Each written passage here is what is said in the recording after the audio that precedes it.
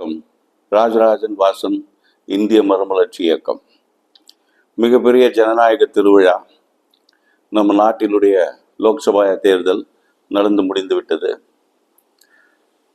பல ஏமாற்றங்கள், பல வியப்பான நிகழ்வுகள் எல்லாமே இந்த எலெக்ஷனோட ஒரு சம்பந்தப்பட்டு பார்க்கக்கூடிய ஒரு சூழ்நிலை.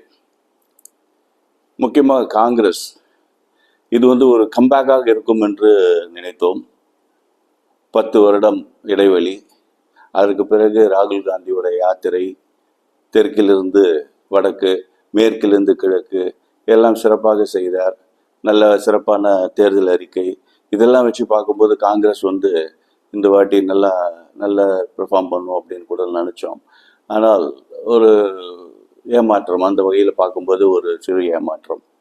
என்றால் காங்கிரஸ் கட்சி என்று சொன்னால் அது ஒரு 60 ஆண்டு காலமாக நம்ம இந்தியாவுக்கு அது அந்த கட்சி ஆற்றிய பங்கை சாதாரணமாக நம்ம எடை போட முடியாது. எத்தனையோ குறை இப்போ இன்றைக்கு பேசலாம்.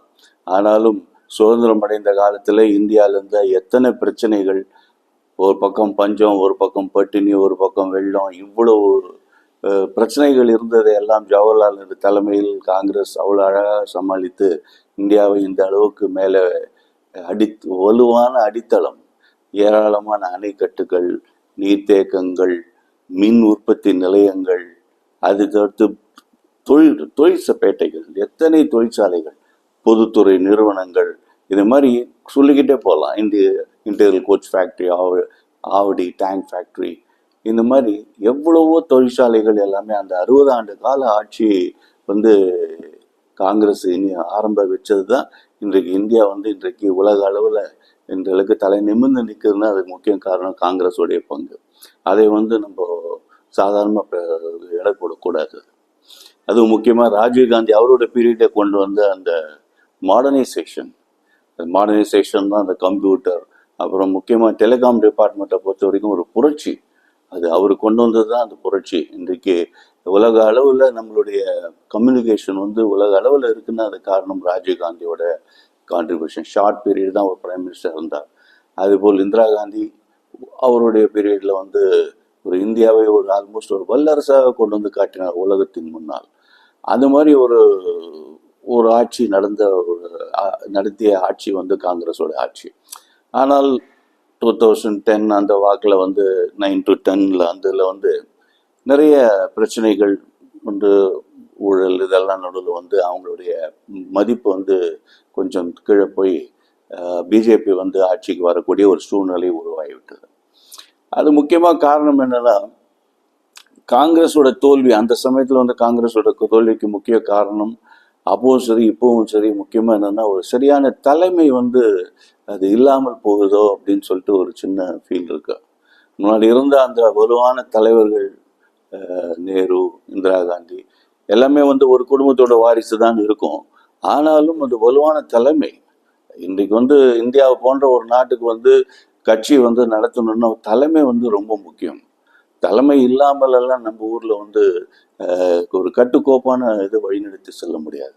அது ஓரளவுக்கு இங்க மிஸ்ஸிங்ன்றது பார்க்க. அதுதான் நம்மளுடைய காங்கிரஸுடைய தோல்விக்கும் கீழே செல்றதுக்கு காரணம் ஒரு சரியான தலைமை இல்லாமல் போனது. அதாவது இருக்கு, தலைமை இருக்கு, அதாவது அதே வாரிசு இருந்தது. சோனியா காந்தி வரைக்கும் நல்லாவே அந்த வாரிசு இருந்தது. ஆனால் வாரிசு என்ற பெயரில் அவங்கள ஒரு பேக்ஷாடோ பண்ணிட்டாங்க. வாரிசு அரசியல் கொண்டு வரணும்னு சொல்றதுனால அவங்கள அந்த அளவுக்கு இம்பார்ட்டன்ஸ் கொடுக்காம செகண்ட் லெவல் லீடர்ஸ் மேலே சீதாராம், கேசரி இவங்க இந்த மாதிரி ஆளுங்கள்லாம் மேலே வரும்போது தான், செகண்ட் லெவல் பீப்புள் மேலே வரும்போது இந்த நேருவோட பரம்பரை வாரிசு இல்லாமல் மற்றவர்கள் வரும்போது அது காங்கிரஸுக்கு ஒரு கீழ் நோக்கி பயணமாக அமைந்து விட்டது தான் சொல்ல முடியும். அந்த வாரிசு அரசியலுக்கு நான் சப்போர்ட் பண்றேன்னு சொல்ல வரல. ஆனால் இருக்கிறத பயன்படுத்திக்கணும். அந்த இம்பேக்ட் இல்லாமல் போச்சு அந்த நேருவோட ஃபேமிலி. ஏன்னா நேருவோட ஃபேமிலிக்கு காரணம் என்னன்னா அவங்களுடைய பரம்பரை. மோதிலால் நேரு நேரு, இந்திரா காந்தி, ராஜீவ் காந்தி பரம்பரையா அவங்க செய்த தியாகம். நேரு மட்டுமே 7-8 வருடங்கள் ஒரு கணக்கில் அவர் அத்தனை நாட்கள் சிறையில் இருந்தவர். அவர் இந்தியாவுக்காக அந்த அளவுக்கு உழைச்சவர். அதே மாதிரி இந்திரா காந்தி சரி, ராஜீவ் காந்தி எல்லாருமே வந்து உயிர் தியாகம் கூட பண்ணியிருக்காங்க. ஸோ அந்த மாதிரி ஒரு தியாக பரம்பரையில் வந்தவங்களுக்கு வாரிசு வந்து என்ற ஒரே காரணத்தை சொல்லி அவங்களை ஒதுக்கினது, அதனால்தான் இன்னைக்கு வந்து காங்கிரஸோட வீழ்ச்சிக்கு முக்கிய காரணம் என்று நான் சொல்றேன். ஏதோ அது அது நடந்தது. இப்போ வந்து ராகுல் காந்தி வந்து எவ்வளவு முயற்சி செய்தார், எத்தனை நடைப்பயணங்கள் தெற்குல இருந்து வடக்கு நோக்கி, மேற்குல இருந்து கிழக்கு நோக்கி நல்லா பெர்ஃபார்ம் பண்ணுவார்னு நினைச்சோம். ஆனாலும் இந்த எலெக்ஷன்ல அவங்களால எதிர்பார்த்த அளவுக்கு வர முடியல. அது வந்து ஒரு ஜனநாயகத்துக்கு ஒரு ஏமாற்றம் என்றே சொல்லலாம். காங்கிரஸ்க்கு ஏமாற்றம் ஒரு பக்கம் இருந்தாலும் ஜனநாயகத்துக்கும் அது ஒரு ஏமாற்றம் தான். ஏன்னா ஒரே கட்சி ஆட்சிக்கு அமைய வர்றதுன்றது ஜனநாயகத்துக்கு சரியல்ல.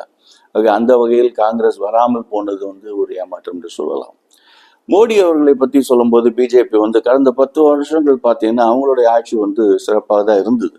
குறைகள் ஒரு பக்கம் இருந்தாலும், விவசாயிகள் போராட்டம், கொஞ்சம் எதேச்சிகாரம் இதெல்லாம் ஒரு பக்கம் இருந்தாலும், இந்தியாவோட இன்ஃப்ராஸ்ட்ரக்சர் முக்கியமாக பார்த்தீங்கன்னா ரோட்ஸு, ஃபாஸ்ட் ட்ரெயின்ஸு, இந்த மாதிரி ஒரு மாடர்ன் கம்யூனிகேஷன்ஸு, தென் அந்த டிரான்ஸ்போர்ட்டேஷன், இதுலெல்லாம் அவங்களுடைய கான்சன்ட்ரேஷன் வந்து கான்ட்ரிபியூஷன் வாஸ் ரியலி கிரேட். அதனால வந்து மக்கள் வந்து அவன் பக்கம் ஈர்க்கப்பட்டார்கள். அதோட முக்கியம் வந்து உலக அளவில் வந்து ஒரு மதிப்புமிக்க தலைவராக வந்து மோடி அவர்கள் உலவி வந்தார். எந்த நாட்டுக்கு போனாலும் சரி அவர் மதிப்பு இருக்கும். அது ரெண்டு பக்கம் ரஷ்யாவும் சரி அமெரிக்காவும் சரி பேலன்ஸ் பண்ணி எல்லாரையும் ஒரு ஒரு கைக்குள் வச்சிருந்தார் அவர். யாரும் அவர்கிட்ட வந்து அந்த அளவுக்கு சாதாரணமாக விளையாட முடியாது. அந்த மாதிரி ரெண்டு பக்கமும் அழகாக அதை கொண்டு வந்து உலக அளவில் மதிக்கப்படக்கூடிய ஒரு தலைவராக கொண்டு வந்தார்.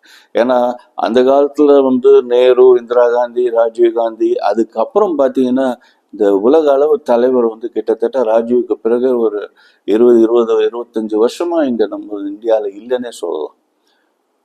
அப்புறம் மோடி அவர்கள் வந்த பிறகுதான் அந்த வேர்ல்டு லெவல் லீடர்ஷிப்புங்கிறது நம்ம இந்தியாவில் வந்தது. அந்த பெருமை வந்து மோடிக்கு இருக்குது.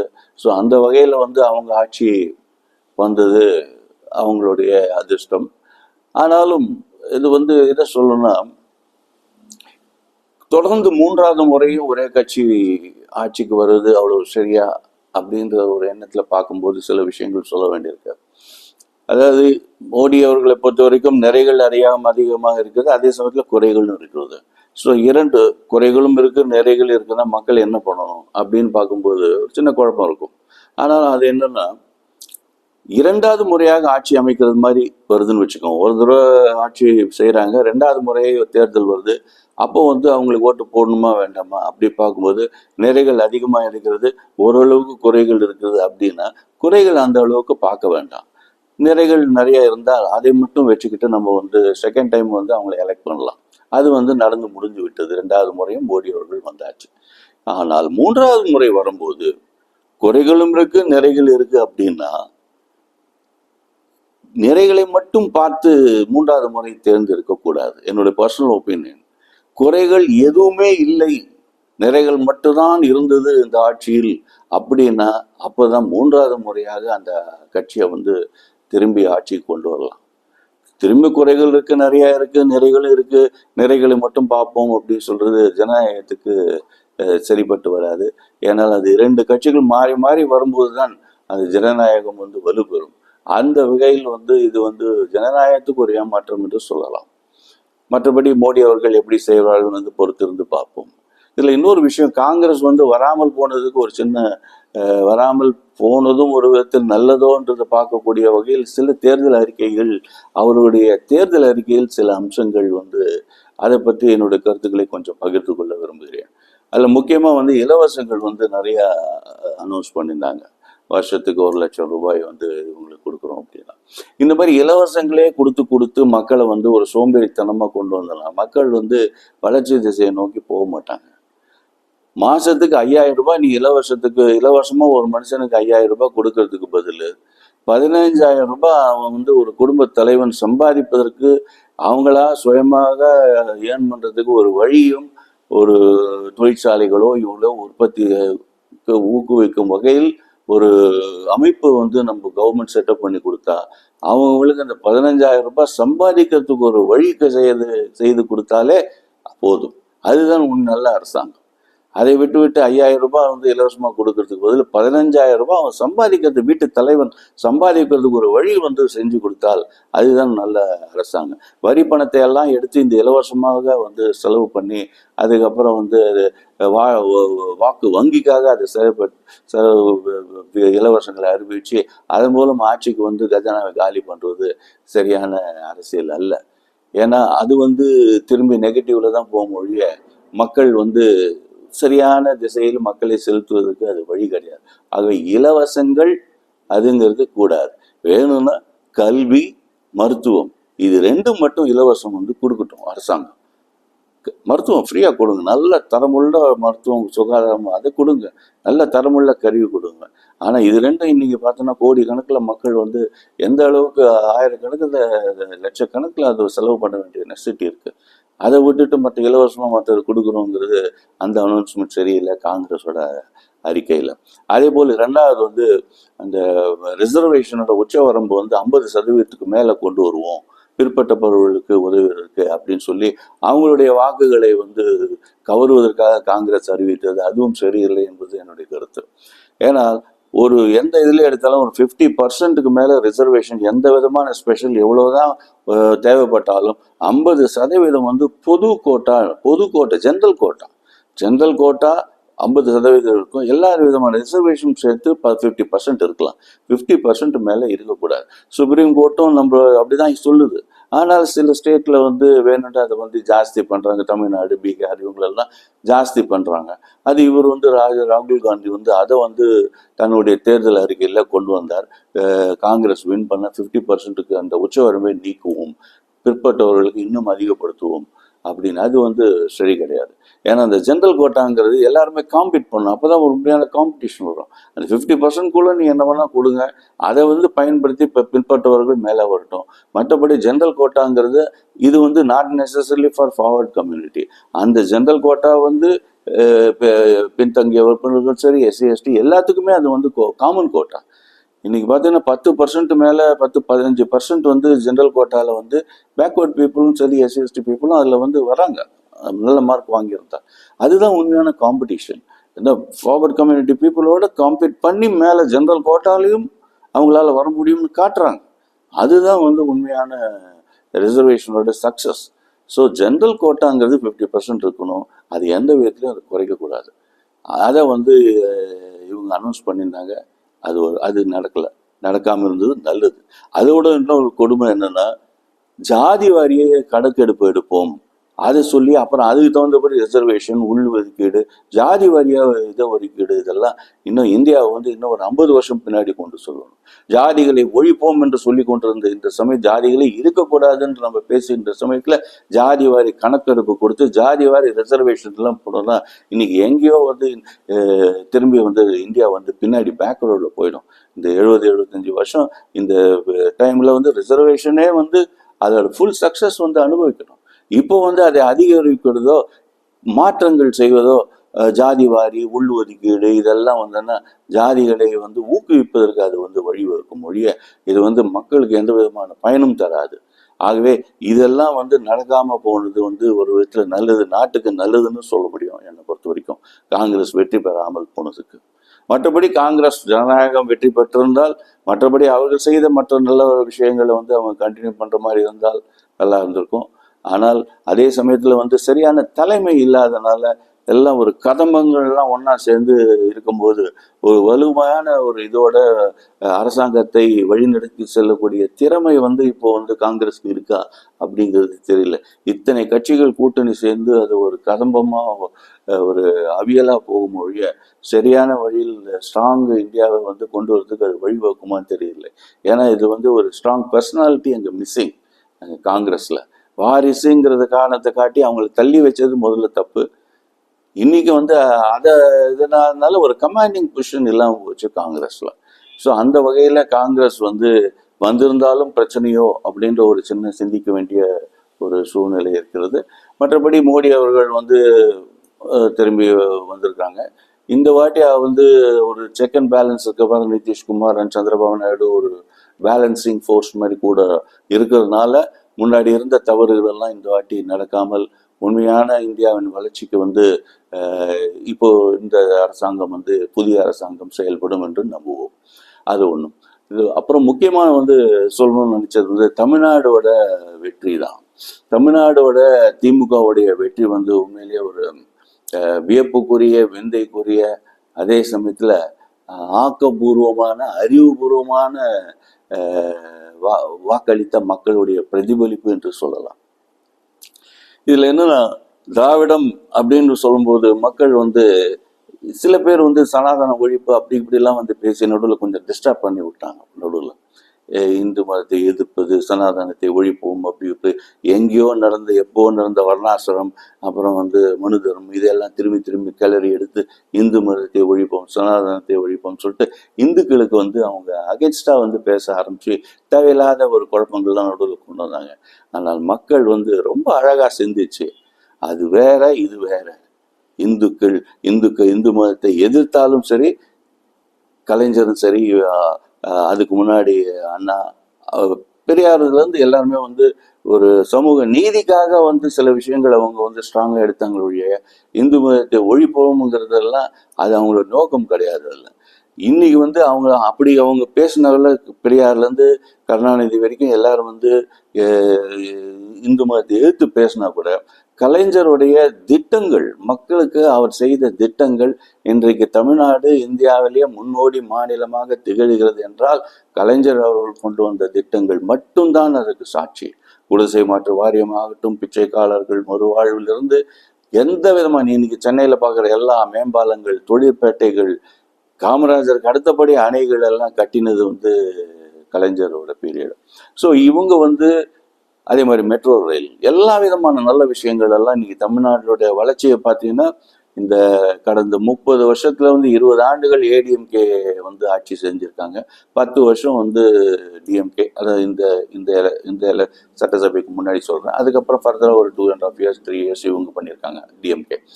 இப்போ இதுல பாத்தீங்கன்னா இன்னைக்கு இப்போ கண்ணில் படுற எல்லா வளர்ச்சி திட்டங்களும் கலைஞருடைய அந்த 10 வருஷம் பீரியட்ல கொண்டு வந்தது தான். ஸோ அந்த அளவுக்கு வந்து வளர்ச்சி திட்டங்களை கலைஞர் வந்து கான்சென்ட்ரேட் பண்ணி, அது ஒரு பக்கம் இந்துக்களை பத்தி பேசிட்டு இருந்தாலும் அவர் கிண்டலா பேசுவார். மக்களை வந்து அதை வந்து பெருசா எடுத்துக்காமல் அது வந்து இவங்களுக்கு வந்து டிஎம்கேக்கு சப்போர்ட் பண்ண. அதுதான் இன்றைக்கு ஸ்டாலினும் அதே போல நல்ல திட்டங்கள், நல்லாட்சி செய்கிறார் அந்த ஒரே ஒன்றத்தை மட்டும் மக்கள் பார்த்து அவர்களுடைய சில உளறல்கள் எல்லாம் பெருசா எடுத்துக்காமல் அதை தள்ளி வச்சு பகுத்தறிவு, அதுதான் பகுத்தறிவுன்னா பெரியார் சொன்ன பகுத்தறிவும் சரி, பகவத்கீதையில கிருஷ்ண பரமாத்மா சொன்னதும் சரி, இதுதான் அறிவை எது அதே மாதிரி இவரு வந்து சொல்றது போல திருவள்ளுவரும் சொன்னது போல் அறிவு சம்பந்தப்பட்டமாக அவர் திருவள்ளுவர் சொன்னது போல் அறிவு, பகுத்தறிவு இதை வந்து சரியாக பயன்படுத்தி மக்கள் வந்து திராவிட முன்னேற்ற கழகத்துக்கு அமோகமான வெற்றி கொடுத்திருக்கிறார்கள். அது உண்மையிலேயே பாராட்டக்கூடிய ஒரு விஷயம்தான். இந்த சனாதன தர்மம் இதையெல்லாம் பார்க்காம அதெல்லாம் தள்ளி வச்சு சரியாக அவங்களுடைய அறிவை சரியான வழியில பார்த்து அவர்கள் வந்து திராவிட முன்னேற்ற கழகத்துக்கு வந்து ஆதரவு அளிச்சு அவங்கள வந்து 40 பிரமாண்டமான வெற்றியை கொடுத்துருக்குறாங்க. இந்த பகுத்தறிவு வந்து இவங்களுக்கு இல்லாம உண்மையிலேயே பெரியாருக்கு வழின்னு சொல்லிட்டு இருக்கிற சில திமுக தலைவர்களுக்கு அந்த பகுத்தறிவு இல்லாமல் போனதுதான் பெரிய வருத்தம் அளிக்கிறது. மக்களுக்கு எப்படி அழகா அந்த பகுத்தறிவோடு அவங்க எப்படி வாக்களிச்சாங்க, இது வேறு அது வேறுன்னு. அதே மாதிரிதான் இந்து மதத்துல இருக்கிற சில தேவையில்லாத குப்பைகள், வர்ணாசிரம், இது எல்லாம் மனுதரம், இதெல்லாம் எந்த காலத்துலயும் எப்போ இருந்தது, இன்னைக்கு எங்கேயுமே கிடையாது.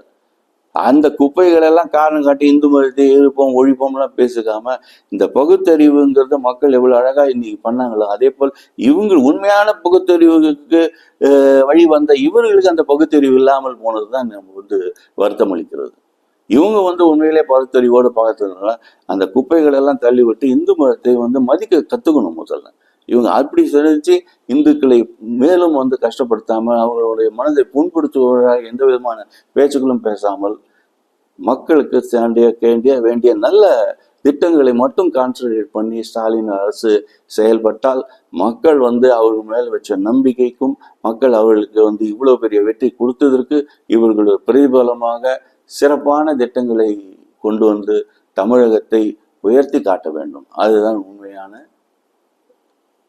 பிரதியுபகாரம் என்று சொல்லலாம். ஆகவே இந்த கருத்துக்களுடன் இந்த பதிவை இன்று நான் முடிவு செய்கிறேன். நன்றி, வணக்கம். ராஜராஜன் வாசன், இந்திய மறுமலர்ச்சி இயக்கம். நன்றி.